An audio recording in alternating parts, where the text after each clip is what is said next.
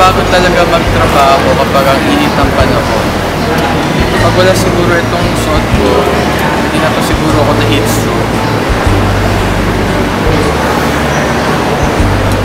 Uy, dyan ka pala pare. Ako pala si Man from the Past. Isa lang akong normal na magagawa sa era namin. Itong suot ko, isa tong barong. Ito yung normal na sinusuot namin habang kami nagtatrabaho. Ikaw, sino ka naman? Uy! Hi! I'm Man of the Present. Si Vice Ganda. Nakikita niyo ba itong suot ko? Ito yung sobrang casual kasi mainit.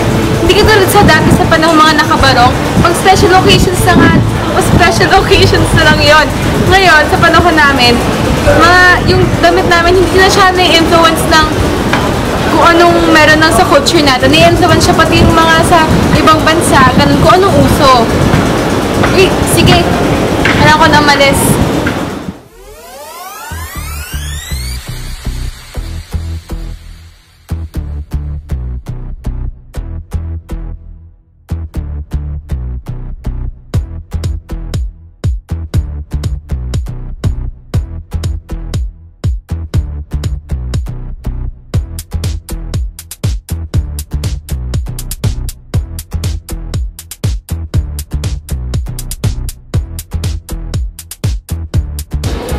So you could see that si Man of the Past and si Man of the Present, magkaiba silang dalawa. Si Man of the Past mas uptight siya compared to Man of the Present dahil sa culture nun.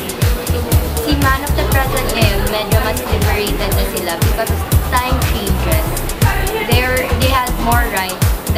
had more rights and the youth today are fighting for what they want. Kaya mas naging liberated na sila compared to the people of the past na mas disciplined sila in the sense that they always just listen to their parents. And you could also see that si Man of the Present masayahin siya. But it didn't mean that hindi masayahin si Man of the Past.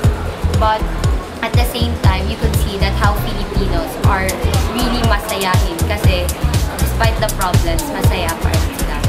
And that ends our first half presentation.